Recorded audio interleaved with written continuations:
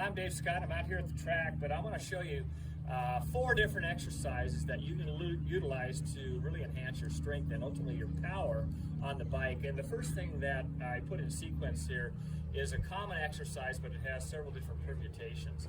And when we look at core strength, you really start with stability, because the core provides stability to your spine so you can generate strength, particularly out of your whole torso, your glutes, and your quads when you're on the bike. So I'm going to have Chris demonstrate this, and he's a great athlete, and he'll kind of go through the paces as I'm pointing out the different nuances of the movement. So the first one, we're going to start in a downward upward dog position. And as you're doing this, I want you to really push through with the heel of your hands and draw in your belt line muscle. And that muscle runs anteriorly and laterally, and it's called the transverse abdominis or the transversus abdominis.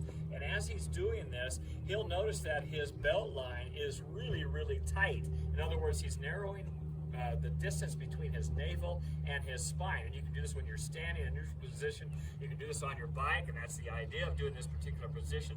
So we can go downward, upward dog. Let's just do a few of these, Chris. Go ahead and reel them off. And as he comes down, the arms are nice and straight. And as you come down, I really want you to concentrate on squeezing. I'm very graphic. Squeezing your crack, and you can sort of press down with your pelvis, elongate through your torso, push through the heel of your hands. Let's come back up again, and we're going to push back up, and he's going to allow his scapula to flare out. He can actually rotate back on his feet, so he's getting good dorsiflexion with his ankles. So we're just going to do a few reps of these, and you can look at my sheet that I'm going to send out to everyone, and it'll have all the descriptions of the exercise and the sets of the reps. The second movement on this in sequence without resting is to go to a push-up. And we can do this again on your elbows to lessen the load, or you can do a regular push-up. Chris, go ahead and come down. And as you come back up, you want to make sure that you don't have any sag in this lumbar spine. So as he's coming up here, I'm just going to bring him up just a little bit. That's a little bit better, maybe a little bit exaggerated. So we're going to do push-ups. The third permutation of this exercise is to do a push-up walk-up. So left forearm comes down to the ground, right forearm comes down to the ground, left hand push, right hand push, and you don't want to be a wiggle worm when you're coming up and doing this. You want to feel like you're really assertive. Let's do it again.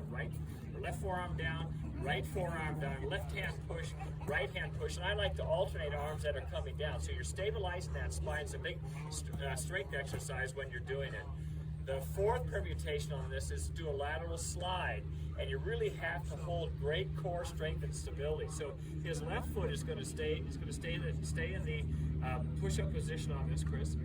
Okay, and we can do it in both positions, where we start to push up and we come down to the plank. So he can let his left foot slide out just a little bit and then bring it back to center. Right foot slides out and bring it back to center. Now come down on a plank and do the same thing, which is more difficult. Left foot slide out to the side, right foot slides out to the side, and then back to center. And then the next one in this whole series, and again, we're doing X number of reps, which I'll define, is knee to elbow. So we're going to draw a knee to the elbow and then go back, and knee to the elbow and go back. That's the series. And that's the first exercise. That's number 1, A, B, C, D, E, F on this whole series. Chris, thank you. We'll come back to number 2 in a second.